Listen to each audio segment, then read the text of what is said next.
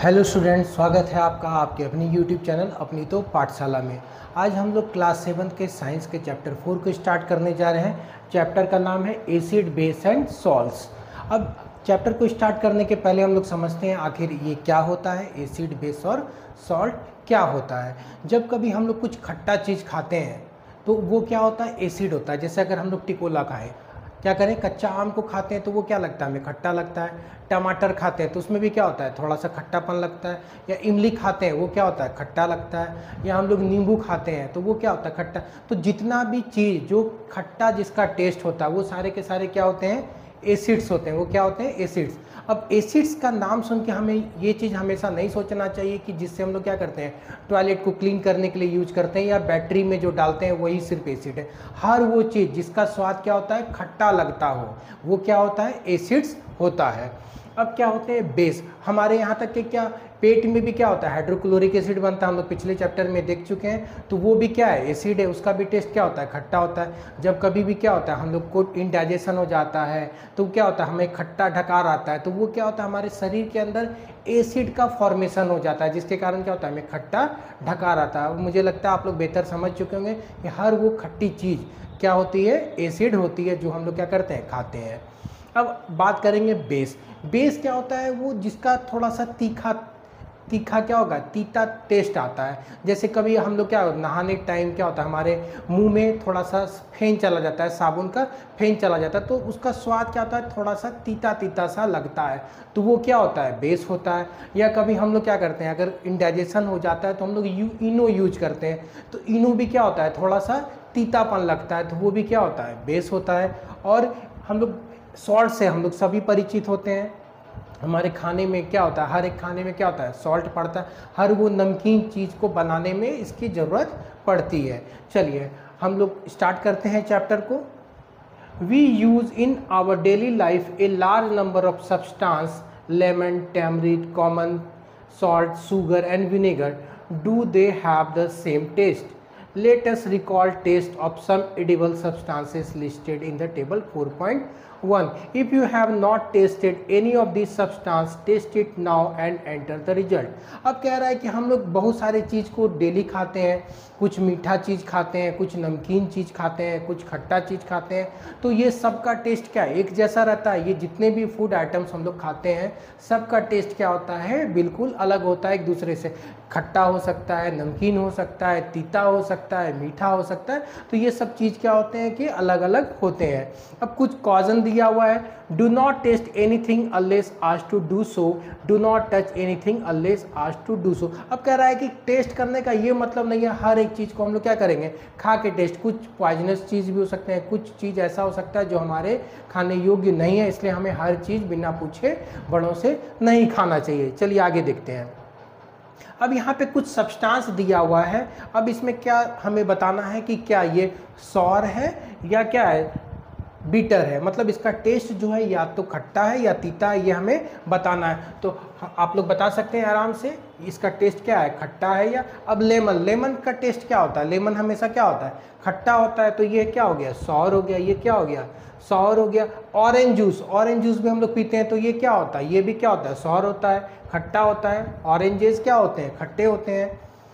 Vinegar, vinegar भी क्या होता है, जो हम लोग क्या करते हैं, दूध को फाड़ने के लिए काम में लाते हैं, तो वो भी क्या होता है, विनेगर भी क्या होता है, सॉर होता है। अब कर्ड, कर्ड भी क्या होता है, जो दही हम लोग घर पे इस्तेमाल करते हैं वो भी क्या होता है, वो भी खट्टा होता है। इमली, इमली भी क्या होता है, खट्टा होता है। सो ये क्या है, एसिड्स हैं, ये भी क्या है, सॉर है।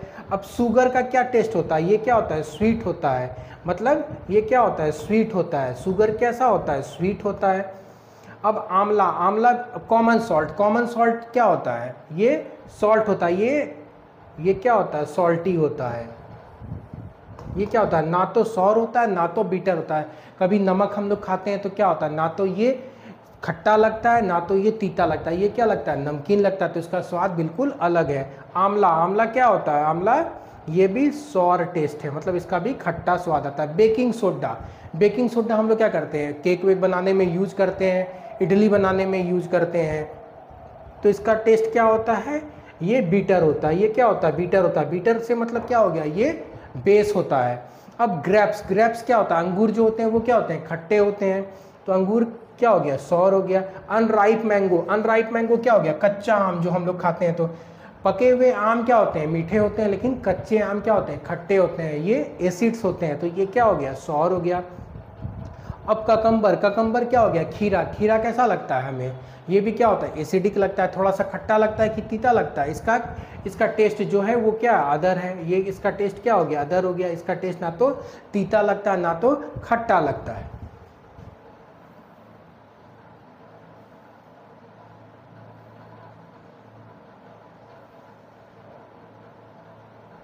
You find that some of these substances taste sour, some taste bitter, some taste sweet and some taste salty। कह रहा है ये जो सब्सटेंसेस दिए हुए हैं इसमें से कुछ सब्सटेंस क्या है, मीठे हैं, कुछ खट्टे हैं, कुछ तीता है और कुछ क्या है, सॉल्टी होता है नेचर में। अब कह रहा है एसिड, बेस एंड सॉल्ट। अब हम लोग क्या करेंगे, स्टार्ट करेंगे यहाँ से एसिड, बेस और सॉल्ट को जानने के बारे में, एसिड और बेस के बारे में। Substances taste sour because they contain acid. The chemical nature of such substance is acidic।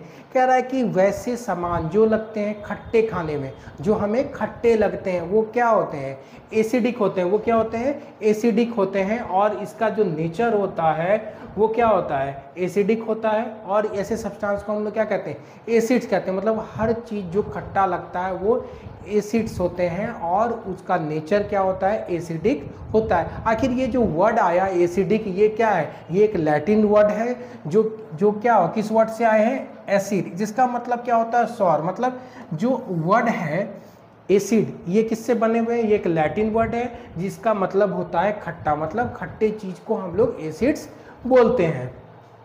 The acids in this substances are natural acids. कह रहे हैं इनमें जो एसिड्स पाए जाते हैं वो क्या होते हैं, नेचुरल एसिड्स होते हैं। नेचुरल एसिड्स मतलब वैसे एसिड्स जो हमको नेचर से मिलते हैं वो क्या हो गए, नेचुरल एसिड्स।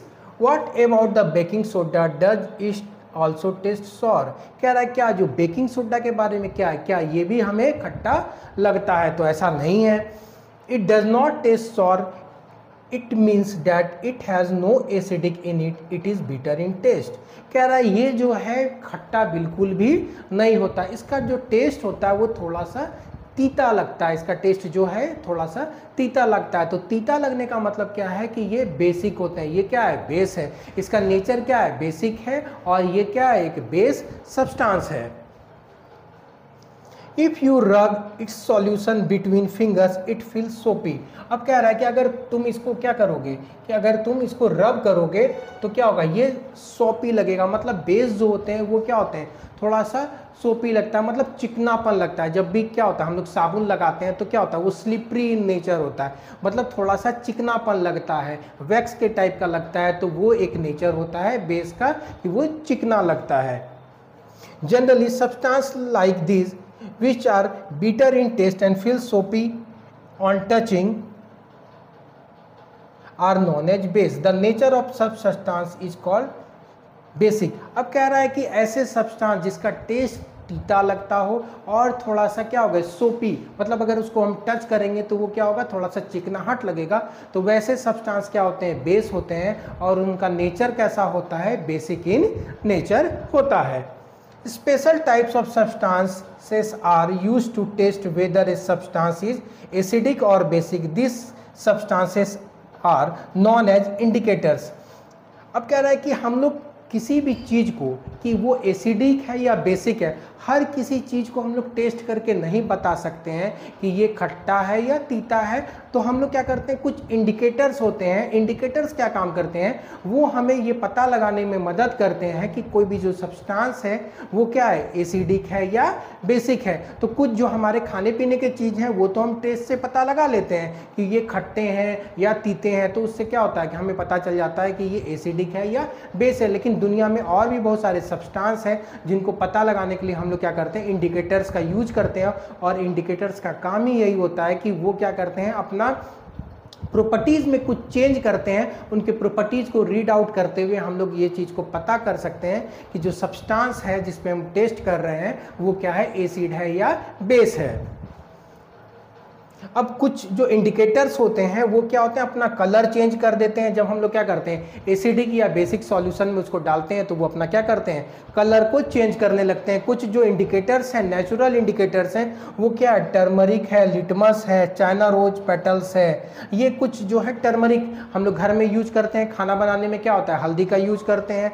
उसके बाद हम लोग क्या करते हैं, लिटमस, लीचन पेड़ से क्या होता है, ये भी क्या होता है, नेचुरल होता है। ये क्या होता है, लीचन नाम का एक पौधा होता है जिससे क्या होता है हम लोग लिटमस को प्राप्त करते हैं। उसके बाद गुड़हल, गुड़हल हर कोई जानता है, rose petals, China rose petals, ये क्या होता है गुड़हल, जो हम लोग क्या करते हैं पूजा पाठ में यूज करते हैं। तो इसके भी कलरफुल पेटल से जो कलरफुल पार्ट होता है वो भी क्या है, एक नेचुरल इंडिकेटर है जिससे हम लोग ये पता लगा सकते हैं कि कोई भी सब्सटेंस एसिड है या बेस है। चलिए आगे देखते हैं हम लोग। अब यहाँ पे कुछ हमारे सामने कुछ एसिड्स और बेस दिए हुए हैं, चलिए हम लोग इसको डिस्कस करते हैं। नेम ऑफ द एसिड्स, अब कुछ एसिड्स दिए हुए हैं हमारे पास। अब जो है एसिटिक एसिड, एसिटिक एसिड जो है वो किस में पाया जाता है, विनेगर में। विनेगर में जो एसिड पाया जाता है वो क्या है, एसिटिक एसिड होते हैं। उसी तरह जो फॉर्मिक एसिड है, अगर क्या होता है हमें कभी चींटी डंक मार देती है, मतलब काटने का काम करती है, तो हमें क्या होता है थोड़ा थोड़ा सा जलन होता है। वो हमें जलन किस कारण से होता है, यहाँ पे फॉर्मिक एसिड के कारण। फॉर्मिक एसिड के कारण क्या होता है, जब चींटी हमें काटती है तो हमें थोड़ा थोड़ा सा क्या होता है कि जलन महसूस होता है। अब उसी तरह जो भी खट्टे फल होते हैं, जो भी खट्टे फल हो गए, जैसे क्या हो गया हमारा ऑरेंजेस हो गया, लेमन हो गया, ये सारे के सारे खट्टे फल में क्या पाया जाता है, साइट्रिक एसिड पाया जाता है। तो साइट्रिक एसिड जो है वो हमें क्या होते हैं, खट्टे फलों में मिलते हैं। अब चलिए आगे देखते हैं। जो दही हम लोग खाते हैं तो दही भी क्या होता है, खट्टा लगता है। तो दही का जो खट्टा होता है वो भी क्या होता है, किसी न किसी एसिड्स के कारण होते होंगे। तो उसमें जो एसिड पाया जाता है उसे हम लोग क्या कहते हैं, लैक्टिक एसिड। तो लैक्टिक एसिड के प्रेजेंस के कारण ही क्या होता है, दही हमें खट्टा लगता है। चलिए आगे देखते हैं। अब हम लोग जो पालक खाते हैं, स्पिनच जो हम लोग पालक खाते हैं, उसमें कौन सा एसिड होता है, ऑक्जेलिक एसिड होता है। तो ऑक्जेलिक एसिड किस में पाया जाता है, ये हमारे पालक में पाए जाते हैं। अब देखिए आंवला, साइट्रस फ्रूट्स में क्या होता है, एस्कॉर्बिक एसिड्स पाए जाते हैं। तो एस्कॉर्बिक एसिड्स क्या होता है, विटामिन सी भी हम इसको कहते हैं। तो ये सारे के सारे क्या होते हैं, आंवला में या वैसे खट्टे फलों में पाए जाते हैं। अब हम लोग क्या करते हैं, टिकोला खाते हैं। हम लोग क्या करते हैं, टिकोला खाते हैं, अंगूर खाते हैं और इमली खाते हैं। तो इसमें जो भी एसिड्स पाए जाते हैं। चलिए अब हम लोग कुछ मोस्ट कॉमनली यूज्ड बेसेस के बारे में देखते हैं। जो लाइम वाटर में जो बेस पाया जाता है वो कौन सा होता है, कैल्शियम हाइड्रोक्साइड। तो लाइम वाटर में जो बेस पाया जाता है वो कौन सा होता है, कैल्शियम हाइड्रोक्साइड। उसी तरह क्या होता है, जो विंडो क्लीनर जो हम लोग खिड़की उड़की साफ करने के लिए यूज करते हैं, तो वो उसमें कौन सा बेस रहता है, अमोनियम हाइड्रोक्साइड रहता है। उसी तरह जो कोई भी साबुन में जो हम लोग बेस यूज करते हैं वो कौन सा होता है, पोटासियम हाइड्रोक्साइड होता है या तो सोडियम हाइड्रोक्साइड होता है। और हम लोग मिल्क ऑफ मैग्नीशिया, जो एसिडिटी होने के बाद हम लोग क्या होता है सिरप जो लेते हैं, जो क्या दूध के कलर का होता है, मिल्क ऑफ मैग्नीशिया, उसमें कौन सा होता है बेस, मैग्नीशियम हाइड्रोक्साइड। तो ये बेटर आप लोग समझ गए होंगे, जो डे टू डे लाइफ में हम लोग बेसेस यूज करते हैं उसमें कौन सा बेस पाया जाता है। चलिए आगे हम लोग नेचुरल इंडिकेटर्स को देखते हैं।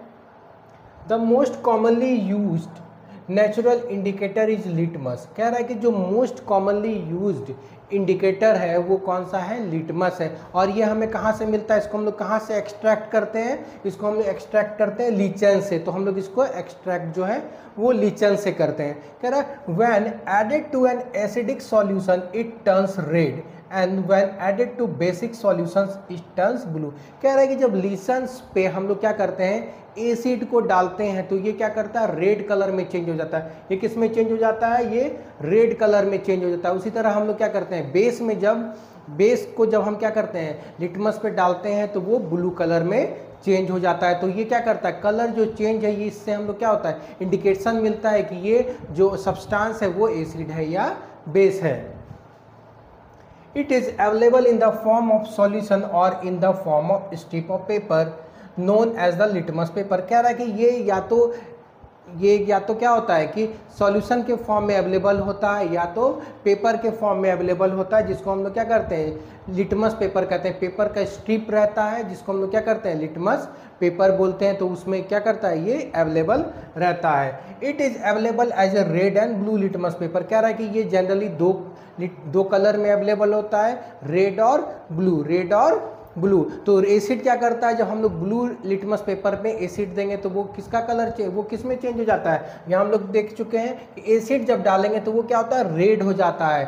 वो क्या होता है जब हम लोग क्या करेंगे ब्लू लिटमस पेपर पे एसिड को डालेंगे तो उसका कलर किस में चेंज हो जाएगा, रेड में। उसी तरह जब हम बेस को रेड में डालेंगे तो उसका कलर क्या हो जाएगा, ब्लू में चेंज हो जाएगा। चलिए आगे हम लोग देखते हैं। अब एक्टिविटी 4.1 कह रहा है mix some water with lemon juice in a plastic cup tumbler test tube, put a drop of above solution on the strip of the red litmus paper with the help of dropper. अब क्या करना है, हमको lemon juice लेना है, नींबू का रस लेना है, ठीक है। कंटेनर में हम लोग क्या कर लेंगे, नींबू का रस ले लेंगे और उसका ड्रॉप्स क्या करना है हमको रेड लिटमस पेपर, जो लिटमस पेपर होता है रेड कलर का, उस पर क्या करना है ड्रॉपर से क्या करना है उसको ड्रॉप बाय ड्रॉप क्या करना है उस पर गिराना है। तो कह रहा है कि क्या हम लोग कोई कलर चेंज नोटिस करते हैं, क्या उसका कलर चेंज होता है, तो हाँ ऑब्वियसली होगा। एसिड क्या करता है रेड लिटमस पेपर को ब्लू में चेंज करने का काम करता है। Repeat the same exercise with the blue litmus paper. कह रहा है कि अब इसी चीज को हमको क्या करना है ब्लू लिटमस पेपर पे भी चेक करना है। Note down if there is any change in colour, perform the same activity. अब कह रहा है कुछ सब्सटेंस है, अलग अलग सब्सटेंस दिया हुआ है, जैसे टैप वाटर, डिटर्जेंट, ठीक है, soap solution, shampoo, common salt, sugar solution, vinegar, baking soda, milk of magnesia. कह रहा है बहुत सारा सब्सटेंस को हमको क्या करना है 1 बाय 1 टेस्ट करना है लिटमस पेपर पे, उसका सॉल्यूशन को डाल के कि उसके कलर में कोई भी चेंजेस होता है कि नहीं। तो इससे हम लोग आराम से क्या होगा आइडेंटिफाई कर लेंगे कि जो सब्सटेंस है वो क्या है एसिड है या बेस। इससे हमको क्या हो जाएगा पता चला जाएगा। कह रहा है solution which do not change the colour of either red or blue litmus paper are known as the neutral solution. कह रहा है कि बहुत सारे ऐसे सब्सटेंस होते हैं जिनका लिटमस पेपर पे कोई भी कलर चेंज मतलब उसका कोई भी प्रभाव नहीं पड़ता है, तो वो क्या होते हैं ना तो एसिड होते हैं ना तो बेस होते हैं, उसको हम लोग क्या कहते हैं न्यूट्रल कहते हैं, उसको हम लोग न्यूट्रल सॉल्यूशन बोलते हैं। These substances are neither acidic nor basic. तो ऐसे सब्सटेंस जिनका लिटमस पेपर पे कोई भी कलर चेंज नहीं शो करता है तो वो ना तो एसिडिक होते हैं ना तो बेसिक होते हैं, वैसे सब्सटेंस क्या होते हैं न्यूट्रल होते हैं। अब कह रहा है कि to prepare lime water take some water in a tumbler and add some lime into it. कह रहा है कि लाइम वाटर को बनाने के लिए क्या करना पड़ेगा, हमें एक पानी लेना पड़ेगा और उसमें कुछ चूना को डाल के हमको क्या करना पड़ेगा अच्छे से उसको मिलाना पड़ेगा, किसी डंडा से क्या करना पड़ेगा हमको उसको मिलाना पड़ेगा, स्टिर करना पड़ेगा। Stir the solution and keep it for some time, pour a little from the top, this is a lime water. कह रहा है कि धीरे धीरे क्या करना पड़ेगा, थोड़ी देर के लिए हमको छोड़ना पड़ेगा और थोड़ी थोड़ी देर पे क्या करना पड़ेगा उसको चलाना पड़ेगा, तो हमारा जो लाइम वाटर का सॉल्यूशन है वो क्या होगा बिल्कुल तैयार हो जाएगा। चलिए अब आगे देखते हैं हम लोग। यहाँ पे जो टेबल 4.2 है इसमें क्या करना है हमको जो सा इसमें क्या होगा बहुत सारा जो यहाँ पे एग्जाम्पल्स दिया हुआ था उसका क्या इफेक्ट रहता है लिटमस पेपर पे उसको क्या करना है लिखना है। उसको आप लिख सकते हैं अलग अलग सब्सटेंस का लिटमस पेपर पे क्या कलर चेंज होता है, तो वो हम लोग देख सकते हैं। अब turmeric is another natural indicator. अब कह रहा है कि टर्मरिक हल्दी जो होता है ये क्या होता है एक नेचुरल इंडिकेटर ये भी है। अब क्या कह रहा है हल्दी भी एक नेचुरल इंडिकेटर है। कह रहा है take a tablespoon, activity 4.2 में क्या दिया हुआ है take a tablespoon of turmeric powder and add a little water and make it paste. अब कह रहा है कि 4.2 में क्या करना है हमको हल्दी का पाउडर लेना है और पानी के साथ मिला के उसका पेस्ट को क्या करना है तैयार करना है। Make turmeric paper by depositing turmeric paste on the blotting paper.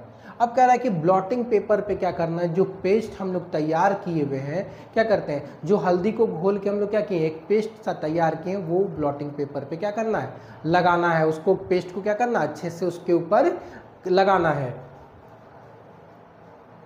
And drawing it, cut thin strips of the yellow paper obtained. अब कह रहा है कि अब काटने के बाद क्या करना है, उसको सूखने देना है और जब वो सूख जाएगा तो उसको कट कर लेना है। कह रहा है put a drop of soft solution on the strip of turmeric paper. अब क्या कह रहा है कि उसमें कुछ ड्रॉप्स क्या करना है हमको, सॉफ्ट मतलब साबुन के सॉल्यूशन को, साबुन को घोल लेना है, उससे जो फेन बनेगा वो क्या करना है हमको ड्रॉप से उस ब्लॉटिंग पेपर जिस पे क्या किए हम लोग टर्मरिक का पेस्ट लगाए हैं उस पे क्या करना है, डालना है। तो देखना है हमको ये है कि क्या उसमें कुछ कलर चेंजेस होता है या नहीं होता है, ये चीज़ हमको क्या करना है, ऑब्जर्व करना है। You can prepare a greeting card for your mother on her birthday. Apply turmeric paste on a sheet of plain white paper and dry it. Draw a beautiful flower with soap solution. With the help of cotton buds, you will get a beautiful greeting card. अब कह रहा है कि हम लोग क्या कर सकते हैं, इसको डेकोरेशन के रूप में भी इस्तेमाल किया जा सकता है कि हम लोग क्या करेंगे, टर्मरिक पेस्ट को पेपर पे लगा देंगे और उसको ड्राई करने के बाद क्या करेंगे कि उसमें सॉप के सॉल्यूशन को हम लोग ईयरबड में, मतलब क्या होता है ईयरबड, क्या होता है रुई लपेटा हुआ रहता है, ये क्या होता है इस टाइप का रहता है, रुई लपेटा हुआ रहता है स्टिक में। अब क्या करेंगे, इससे हम लोग कलरफुल क्या कर सकते हैं, फ्लावर्स बना सकते हैं, ग्रीटिंग कार्ड को डेकोरेट कर सकते हैं। ऐसा कैसे कर सकते हैं, क्योंकि क्या होता है जब कभी भी हम लोग किसी भी बेस को टर्मरिक पे देते हैं, हल्दी पे देते हैं तो उसका कलर क्या होता है, चेंज हो जाता है, उसका कलर क्या होता है, रेड हो जाता है। तो ये कलर चेंज होता है, तो हम लोग जानते हैं कि सोप क्या है, बेस है, तो वो जब भी हम लोग क्या करेंगे उसको टर्मरिक पे डालेंगे उसके सॉल्यूशन को, तो उसका कलर चेंज हो जाएगा, वो रेड बदल जाएगा, वो रेड कलर में आ जाएगा। अब कह रहा है कि activity 4.3 China rose as indicator. अब कह रहा है कि चाइना रोज जो हम लोग गुड़हल जो क्या करते हैं, गुड़हल फूल जो होता है जिसका हम लोग पूजा पाठ में इस्तेमाल करते हैं, तो वो भी क्या है कि एक इंडिकेटर है, वो भी क्या है एक इंडिकेटर है। कलेक्ट सम चाइना रोज गुड़हल petals and place them in a beaker. कह रहा है कि कुछ क्या करना है, चाइना रोज मतलब गुड़हल के पत्तियों को लेना है, उनके फूल के पत्तियों को लेना है और क्या करना है, एक बीकर में कलेक्ट कर देना है, एक बीकर में क्या करना है, कलेक्ट कर देना है। अब यहाँ पे क्या है कि हम लोग क्या किए हैं, 3 बीकर्स लिए हैं, एसिड है, इंडिकेटर है और बेस है।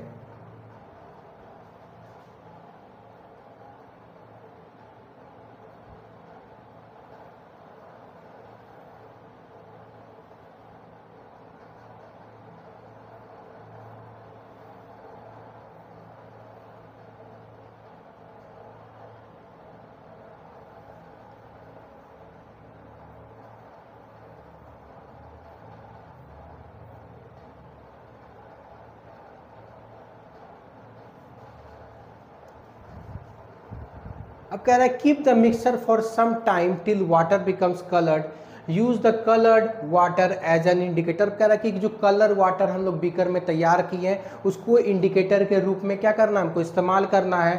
Add use the coloured water as an indicator, add 5 drops of indicator to each of the solution. कह रहा है कि अलग अलग सॉल्यूशन पे हमको क्या करना है, जो हम लोग तैयार किए हुए थे उसका सॉल्यूशन टेस्ट ट्यूब में, उसको क्या करना है, डाल के देखना है। कह रहा है what is the effect of the indicators on the acids basic and neutral. अब कह रहा है कि इसका क्या असर होता है एसिड, बेस और न्यूट्रल सॉल्यूशंस पे। कह रहा है China rose indicator turns acidic solution to dark. अब कह रहा है कि चाइना रोज क्या करता है, जब एसिडिक सॉल्यूशन में हम लोग इसको देते हैं तो उसका कलर किस में चेंज कर देता है, ये डार्क मतलब बहुत ज़्यादा डार्क, गहरा पिंक में क्या करता है, इसका कलर चेंज कर देता है। कौन सा, चाइना रोज का जो सॉल्यूशन हम लोग तैयार किए थे उसको जब हम किसी भी एसिडिक सॉल्यूशन में डालते हैं, किसी भी एसिडिक सॉल्यूशन पे हम लोग क्या करते हैं, चाइना रोज का जो सॉल्यूशन हम लोग तैयार किए थे अगर उसको हम लोग क्या करते हैं, डालते हैं एसिडिक सॉल्यूशन पे, तो उसका कलर किस में चेंज हो जाता है, डार्क पिंक में। उसका कलर क्या होता है, डार्क पिंक में। और बेसिक में जब डालते हैं तो इसका कलर किस में होता है, ग्रीन कलर में चेंज हो जाता है। तो हम लोग देखें कि चाइना रोज के पेटल्स को हम लोग लेंगे, फिर क्या करेंगे, उसको टेस्ट ट्यूब में लेंगे, उसके बाद उसका सॉल्यूशन तैयार करेंगे, मतलब उसको पूरी तरह से उसका एक सॉल्यूशन तैयार करेंगे। जब हम उसको क्या करेंगे, किसी भी एसिडिक सब्सटेंस पे डालेंगे तो वो क्या, उसका कलर क्या चेंज हो जाएगा, उसका कलर डार्क पिंक हो जाएगा। तो क्या करेंगे, एसिड एक सॉल्यूशन को डालेंगे तो उसका कलर डार्क पिंक में चेंज हो जाएगा। और अगर उसी चाइना रोज के सॉल्यूशन में अगर हम लोग क्या करेंगे, किसी भी बेसिक सॉल्यूशन को डालेंगे तो उसका कलर क्या हो जाएगा, ग्रीन कलर में चेंज हो जाएगा। तो ये कलर जो चेंज हो रहा है, तो इसीलिए हम लोग क्या करते हैं, चाइना रोज को भी कंसिडर करते हैं एक इंडिकेटर्स के रूप में, जिसे हम लोग क्या करेंगे, इजी वे में पता कर सकते हैं कि कौन सा एसिड है या कौन सा बेस है। अब चलिए आगे देखते हैं। Coffee is brown and bitter in taste, is an acid or base. कह रहा है कि कॉफ़ी जो होता है वो क्या होता है, बीटर मतलब थोड़ा सा तीता टेस्ट होता है, लेकिन क्या वो एसिड है या बेस है। तो ये चीज़ हमको क्या करना है, आंसर देना है। तो कॉफ़ी क्या होता है, वो भी एसिडिक होता है। तो क्या ये कुछ एक्सेप्शंस है।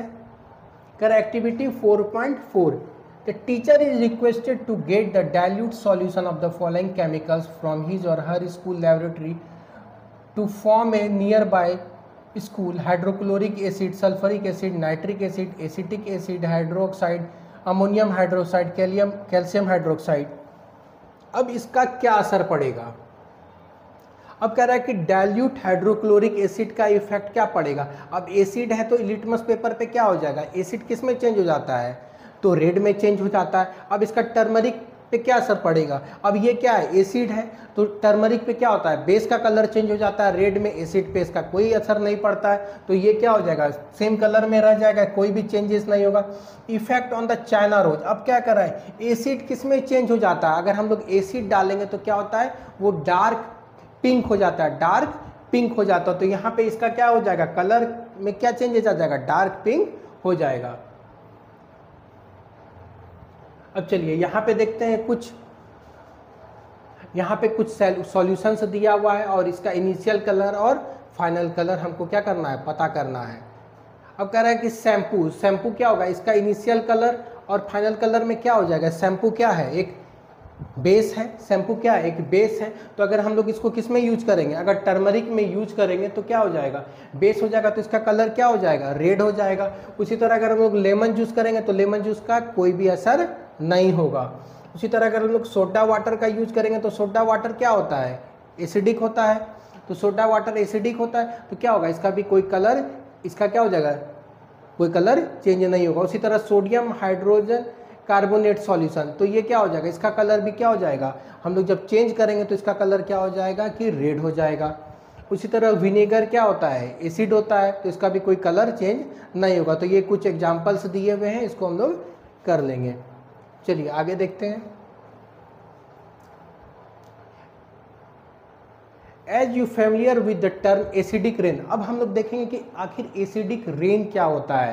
कह रहा है, have you ever heard about damaging effect of acidic rain, as the name indicates the acid containing excess of acids is called acidic rain.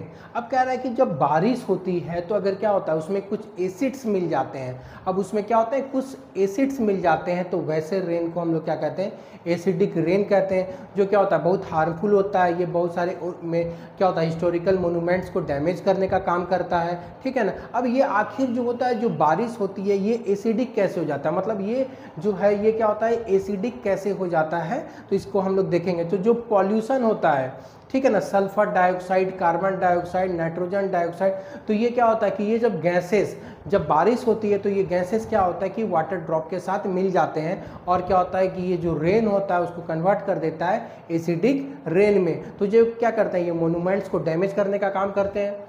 अब कह रहा है, where do these acids come from. अब कह रहा है कि ये जो एसिड्स हैं ये बारिश में आखिर कहाँ से आते हैं। The rain becomes acidic because carbon dioxide, sulfur dioxide and nitrogen dioxide dissolve in the rain drops to form the carbonic acid, sulfuric acid और nitric acid। अब कह रहा है कि कार्बन डाइऑक्साइड मिलके क्या बनाते हैं, कार्बोनिक एसिड बनाते हैं। उसी तरह सल्फर डाइऑक्साइड जब क्या होता है, रेन में मिल जाते हैं तो क्या बनाते हैं, सल्फरिक एसिड बनाते हैं। उसी तरह नाइट्रोजन डाइऑक्साइड जब मिल जाते हैं तो क्या बनाते हैं, नाइट्रिक एसिड। तो ये सारे जो है ये क्या होता है, वर्षा के पानी में मिल जाते हैं, बारिश के पानी में मिल जाते हैं, और पूरी तरह से जो रेन्स को क्या बना देते हैं, एसिडिक बना देते हैं। जो क्या करता है, कोरोड करने का काम करता है। जो क्या करता है, हिस्टोरिकल मोन्यूमेंट्स को, प्लांट्स को, एनिमल्स को हर तरह से क्या करता है, डैमेज, नुकसान पहुँचाने का काम करता है। मतलब ये कहीं से भी हमारे लिए या मोनूमेंट्स के लिए या किसी भी चीज़ के लिए ये जो है बेनिफिशियल नहीं होता है। तो ये इसका सारा जिम्मेदारी जो होता है ये जिम्मेदार कौन है, ये सारा जिम्मेदार जो है ये जो पॉल्यूशन होता है उसी से क्या होता है, एसिडिक रेन होता है। अगर पॉल्यूशन नहीं होगा तो एसिडिक रेन होना बंद हो जाएगा। अब न्यूट्रलाइजेशन, अब हम लोग क्या पढ़ने वाले हैं, न्यूट्रलाइजेशन के बारे में। We have learn that acid turns blue litmus red. हम लोग पढ़ चुके हैं कि एसिड क्या काम करता है, ब्लू लिटमस को रेड में बदलता है, और इसी तरह बेस क्या करता है, रेड लिटमस को ब्लू में चेंज करता है। Let us see what happens when an acid is mixed with A base. अब हम लोग आगे ये देखेंगे कि क्या कि एक एसिड को अगर हम बेस में मिला देते हैं तो आखिर इसका क्या प्रभाव पड़ता है। मतलब एसिड को लिए हैं और बेस को लिए हैं और दोनों को अगर हम मिलाते हैं तो उसका क्या प्रभाव पड़ता है, इसको हम लोग देखने वाले हैं। We are going to use an indicator you have not used so far. कह रहा है कि हम लोग एक नए तरीके का इंडिकेटर को लेने जा रहे हैं जो अभी तक हम लोग इस्तेमाल नहीं किए हैं। अब हम लोग क्या ले रहे हैं, इट इज़ कॉल्ड फिनोप्थिलीन। इसको हम लोग क्या कर रहे हैं, फिनोप्थिलीन। ये क्या है, फिनोप्थिलीन है। हम लोग फिनोप्थिलीन को लेने जा रहे हैं। अब activity 4.5 to be demonstrated by the teacher in the class. तो कह रहा है कि ये क्लास में क्या हो रहा है, टीचर के द्वारा, टीचर के इंस्ट्रक्शंस के द्वारा ही करना चाहिए। कह रहा है fill 1/4 of test tube with dilute hydrochloric acid. अब कह रहा है कि टेस्ट ट्यूब को हमको 1/4 मतलब 1/4 हिस्सा क्या करना है, टेस्ट ट्यूब का हमको डाइल्यूट हाइड्रोक्लोरिक एसिड से भरना है। मतलब 1/4 जो है वो टेस्ट ट्यूब का हमको डाइल्यूट हाइड्रोक्लोरिक एसिड लेना है। Note down its colour. अब क्या करना है, उसके कलर को हमको नोटिस करना है। Note down the colour of phenolphthalein solution also. और फेनोप्थिलीन के सॉल्यूशन को भी हमको क्या करना है, नोटिस करना है। Add 2-3 drops of the indicator of to the acid. Now shake the test tube gently. Do you observe any change in the colour of the acid. अब क्या करना है कि जो हम लोग हाइड्रोक्लोरिक एसिड एक टेस्ट ट्यूब में लिए थे और दूसरे टेस्ट ट्यूब में क्या लिए थे, फेनोप्थिलीन का सॉल्यूशन लिए थे। क्या लिए थे, फेनोप्थिलीन का सॉल्यूशन लिए थे। अब क्या करना है कि उस एसिड में क्या करना है, हमको फेनोप्थिलीन को डालना है। अब क्या करना है, 2-3 ड्रॉप जो है वो इंडिकेटर क्या करना है, एसिड में डालना है। एसिड में क्या करना है, डालना और पूरी अच्छी तरह से उसको सेक करना, पूरी अच्छी तरह से क्या करना है, उसको मिलाना है। Do you observe any change. अब कह रहा है कि क्या हम लोग कुछ कलर चेंज देखेंगे, क्या हम लोग क्या करेंगे, एसिड को मिलाने के बाद फेनोप्थिलीन में क्या कुछ कलर चेंज देखेंगे। Add to the acidic solution a drop of sodium hydroxide solution by dropper. अब कह रहा है कि वो जो एसिडिक सॉल्यूशन है उसमें हमको फिर दोबारा क्या करना है, जब हम लोग को दोबारा क्या करना है, उसमें बेस डालना है। बेस की जगह हम लोग क्या डालेंगे, सोडियम हाइड्रोक्साइड को डालेंगे। Stir the tube gently. Is there any change in the color of the solution? Continue adding the sodium hydroxide solution drop by drop while stirring till the pink color just appears.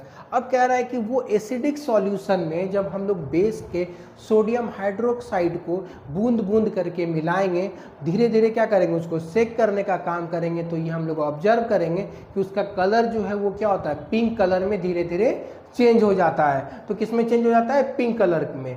Now add 1 more drop of dilute hydrochloric acid. What do you observe? The solution again becomes colorless. Again add 1 drop of sodium hydroxide solution. Is there any change in the color? The solution again becomes pink in color. कह रहा है फेनोप्थिलीन के solution में जब हम लोग acid डालेंगे, जब हम लोग क्या करेंगे, फेनोप्थिलीन के सॉल्यूशन में एसिड डालेंगे तो क्या हो जाएगा, उसका कलर जो है वो क्या हो जाएगा, कलरलेस हो जाएगा, रंगहीन हो जाएगा। लेकिन जैसे ही उस सॉल्यूशन में हम लोग बेस डालेंगे और उसको अच्छे से सेक करेंगे तो उसका कलर क्या हो जाएगा, डार्क पिंक, गहरा गुलाबी कलर का हो जाएगा। फिर से हम लोग क्या करेंगे, अगर उसमें फिर से एसिड डालने का काम करेंगे तो फिर से क्या हो जाएगा, वो फिर से कलरलेस हो जाएगा, मतलब रंगीन हो जाएगा। मतलब जितनी बार हम लोग क्या करेंगे, एसिड डालेंगे तो वो कलरलेस हो जाएगा, फिर दोबारा उसमें बेस डालेंगे तो उसमें फिर से क्या हो जाएगा, गहरा पिंक कलर हो जाएगा, मतलब डार्क पिंक कलर आ जाएगा। When the solution is basic, the phenolphthalein gives pink color. On the other hand, when the solution is acidic, it remains colorless. अब कह रहा है कि जैसे ही जब बेस हम लोग एसिड डालते हैं तो क्या होता है, वो कलरलेस हो जाता है। मतलब एसिड डालते हैं तो उसका कोई भी कलर नहीं रहता, लेकिन जैसे ही हम उसमें बेस डालते हैं तो उसका कलर क्या होता है, डार्क पिंक में चेंज हो जाता है। तो ये भी क्या होता है, एक इंडिकेटर है।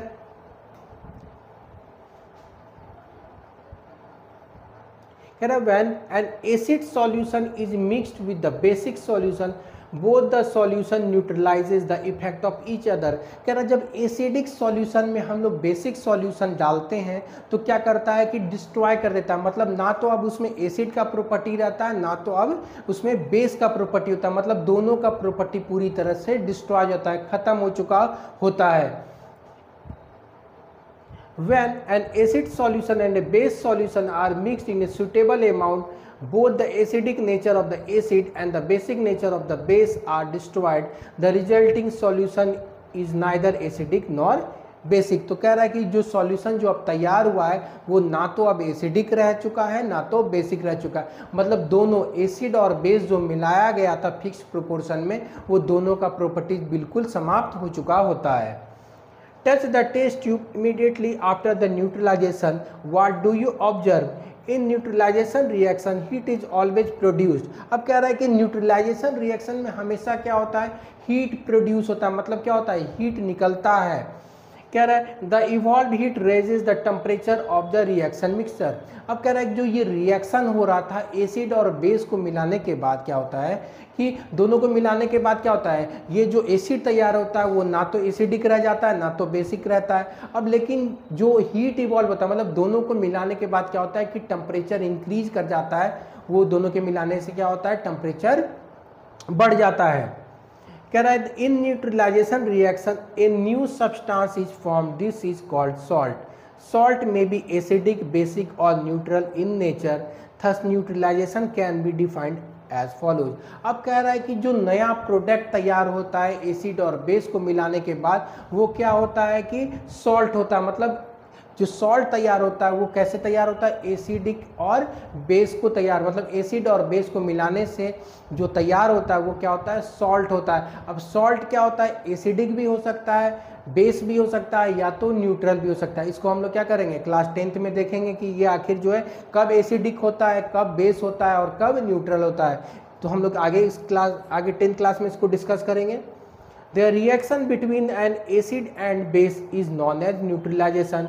Salt and water are produced in this process with the evolution of heat. अब कह रहा है कि जो रिएक्शन होता है एसिड और बेस का उसमें क्या होता है कि क्या बनता है कि सॉल्ट बनता है और वाटर बनता है और हीट भी प्रोड्यूस होता है, मतलब हीट के साथ साथ क्या होता है सॉल्ट और वाटर भी प्रोड्यूस होता है। तो यहाँ पे हम लोग देख सकते हैं अगर एसिड में हम लोग क्या करेंगे बेस को मिलाएंगे तो सॉल्ट बनेगा, वाटर बनेगा और हीट भी क्या होगा प्रोड्यूस होगा, मतलब हीट भी उससे निकलेगा।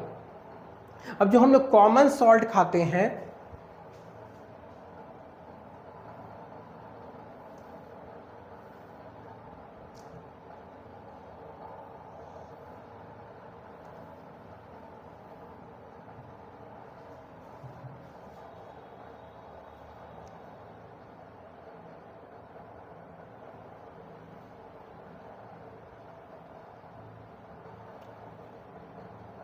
अब जो हम लोग कॉमन सॉल्ट खाते हैं ये कौन सा है, हाइड्रोक्लोरिक एसिड है और क्या है सोडियम हाइड्रोक्साइड। तो हाइड्रोक्लोरिक एसिड और सोडियम, हाइड्रोक्लोरिक एसिड क्या है एक एसिड है और सोडियम हाइड्रोक्साइड क्या है बेस है। तो इसको दोनों को जब हम लोग रिएक्शन कराते हैं तो क्या मिलता है सोडियम क्लोराइड। तो सोडियम क्लोराइड क्या है एक सॉल्ट है जो कॉमन सॉल्ट हम लोग क्या करते हैं घर में इस्तेमाल करते हैं और इससे वाटर रिलीज होता है और हीट भी प्रोड्यूस होता है। तो जो सॉल्ट हम लोग को मिलता है वो किससे मिलता है, हाइड्रोक्लोरिक एसिड और सोडियम हाइड्रोक्साइड के रिएक्शन से क्या बनता है सोडियम क्लोराइड बनता है जो क्या होता है कॉमन सॉल्ट हम लोग यूज करते हैं और इसके साथ वाटर भी बनता है और हीट भी प्रोड्यूस होता है।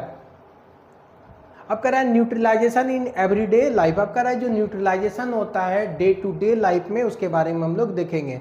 इनडाइजेशन, इनडाइजेशन क्या होता है अपच। कभी कभी हम लोग क्या करते हैं खाना खाते हैं तो हमको क्या होता है अनपच हो जाता है, मतलब खाना अच्छे से डाइजेशन नहीं पूरा होता, उसी को हम लोग क्या कहते हैं इनडाइजेशन कहते हैं। कभी कभी क्या होता है ओवर ईटिंग, जब कभी भी हमारे सामने कुछ अच्छा चीज़ रहता है हम लोग ज़्यादा खा लेते हैं या अनटाइमली खाते हैं, मतलब अपने समय पे भोजन को नहीं करते हैं तो एसिडिटी फॉर्म हो जाता है। अब उसी को हम लोग क्या कहते हैं इनडाइजेशन कहते हैं। Our stomach contains hydrochloric acid. कह रहा है हमारे पेट में क्या होता है हाइड्रोक्लोरिक एसिड होता है, ये हम लोग पहले भी देख चुके हैं कि हमारे पेट में क्या होता है हाइड्रोक्लोरिक एसिड होता है और ये क्या करता है डाइजेशन को इजी बनाता है, डाइजेशन में हेल्प करता है।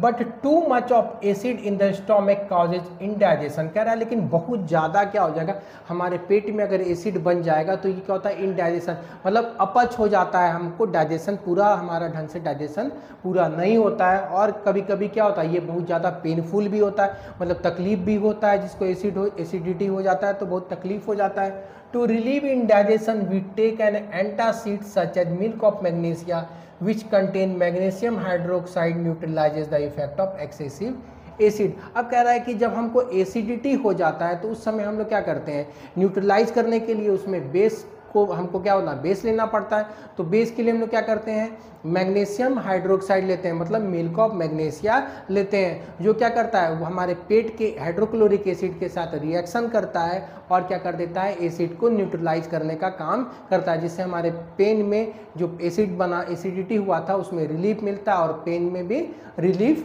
मिलता है, हमारा इंडाइजेशन जो है वो पूरी तरह से समाप्त हो जाता है। अब हम लोग देखेंगे कि एंट bite, when an ant bites it injects the acidic liquid formic acid into the skin। अब कह रहा है कि जब कभी भी हमको क्या होता है, चींटी काटती है तो चींटी के काटने से क्या होता है, हमको जलन होता है, हमको क्या होता है, जलन होने लगता है जहाँ पे चींटी काटती है। तो चींटी क्या करती है, हमारी स्किन में फॉर्मिक एसिड रिलीज करती है, तो उसी फॉर्मिक एसिड के कारण क्या होता है, हमको इरिटेशन होने लगता है, जलन होता है।